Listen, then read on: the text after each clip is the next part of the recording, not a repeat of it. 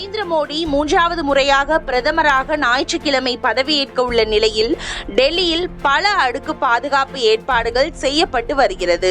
ட்ரோன்கள் பறக்க தடை, எல்லைகளில் கண்காணிப்பு, போக்குவரத்து மாற்றம் என பல்வேறு நடவடிக்கைகளும் மேற்கொள்ளப்பட்டு வருகின்றன.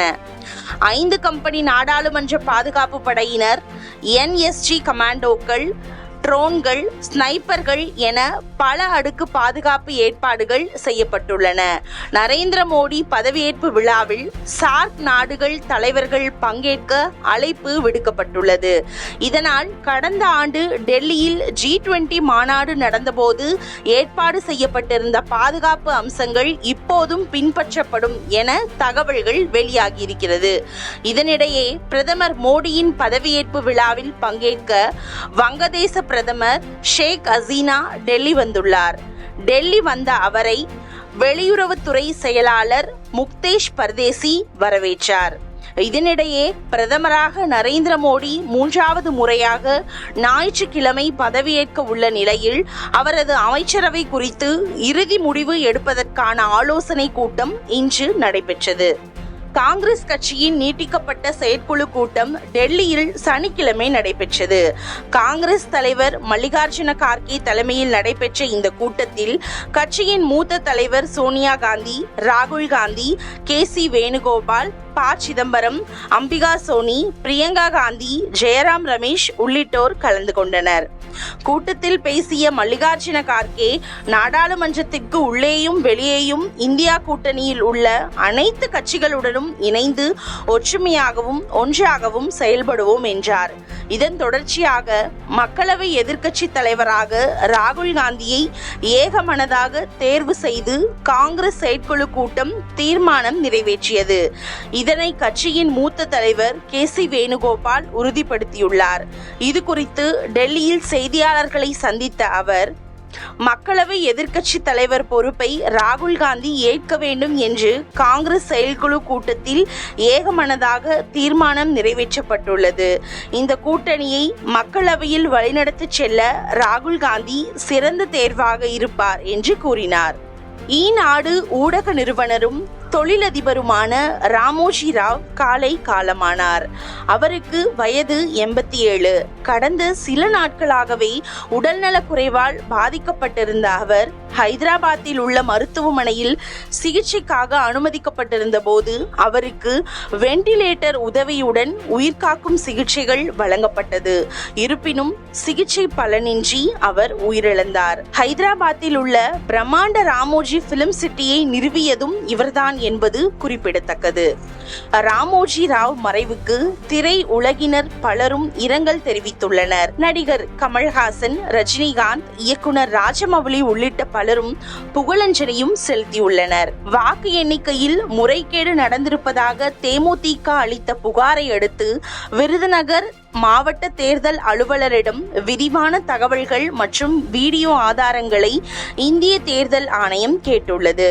இதையடுத்து தேவையான அனைத்து ஆதாரங்களும் தேர்தல் ஆணையத்திற்கு அனுப்பி வைக்கப்பட்டு வருவதாகவும் விரைவில் தேர்தல் ஆணையம் தனது முடிவை அறிவிக்கும் என்றும் மாவட்ட தேர்தல் பிரிவு அதிகாரிகள் தெரிவித்துள்ளனர்.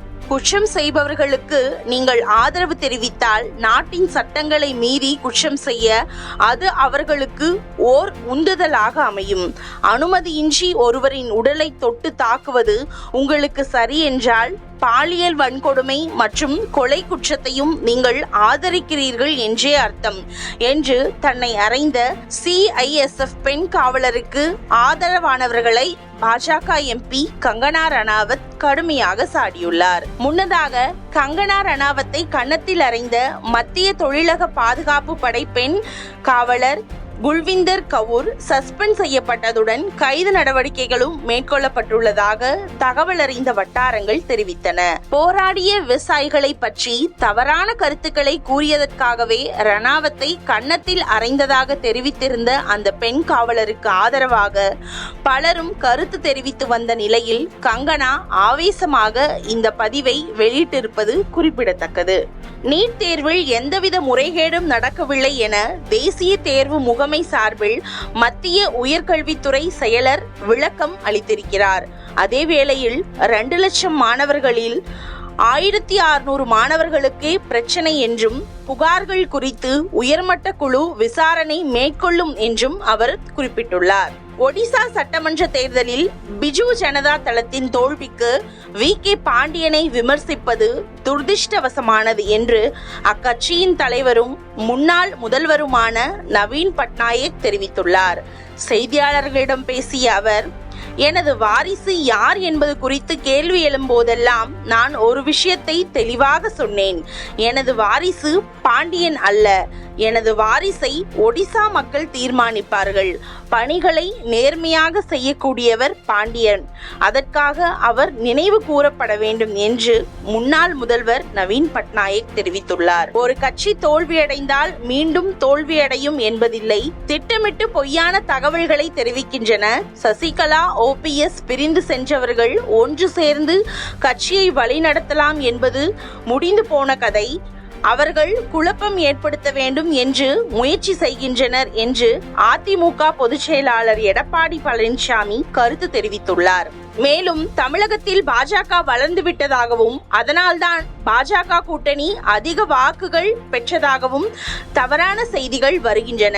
திமுக 2019 ஆண்டு தேர்தலில் 33.52% வாக்குகளை பெற்றது. இந்த தேர்தலில் 26.93% வாக்குகளை பெற்று திமுகவின் வாக்கு சதவீதம் குறைந்திருக்கிறது. அதிமுக தான் கூடுதல் வாக்குகளை பெற்றிருக்கிறது.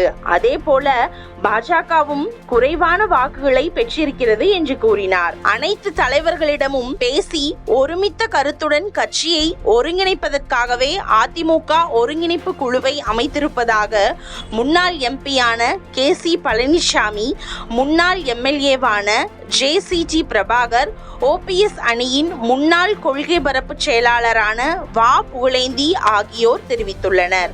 மேலும் அதிமுக தொண்டர்களின் கருத்துக்களை தெரிந்து கொண்ட பிறகு எடப்பாடி பழனிசாமி, O. பன்னீர்செல்வம், TTV தினகரன், சசிகலா உள்ளிட்ட தலைவர்களை சந்தித்து நிதர்சனத்தை எடுத்து சொல்லி ஒருமித்த கருத்துடன் அனைவரையும் ஒருங்கிணைக்க முயற்சி மேற்கொள்வோம். வரும் 2024 நடைபெற உள்ள சட்டமன்ற தேர்தலுக்கு இன்னமும் 16 மாதங்களே உள்ளன. எனவே வரும் டிசம்பர் மாதத்துக்குள் அதிமுக ஒருங்கிணைந்ததாக இருக்க வேண்டும் என்றும் அவர்கள் தெரிவித்தனர். நடப்பு T20 உலகக்கோப்பையின் பரபரப்பான ஆட்டத்தில் இலங்கையை வீழ்த்தி வங்கதேச அணி த்ரில் வெற்றி பெற்றது. 125 ரன்கள் எடுத்தால் வெற்றி என்ற எளிய இலக்குடன் களம் இறங்கிய வங்கதேச வீரர்களுக்கு இலங்கை பந்துவீச்சாளர்கள் கடும் நெருக்கடி கொடுத்தனர். என்றாலும் வங்கதேசம் 19 ஓவரில் 8 விக்கெட் இழப்புக்கு 125 ரன்கள் எடுத்து 2 விக்கெட் வித்தியாசத்தில் வெற்றி பெற்று அசத்தியது. அதே போல குரூப் C ஆட்டத்தில் நியூசிலாந்து மற்றும் ஆப்கானிஸ்தான் அணிகள் விளையாடின. இதில் 84 ரன்களில் வெற்றி பெற்றது ஆப்கானிஸ்தான்.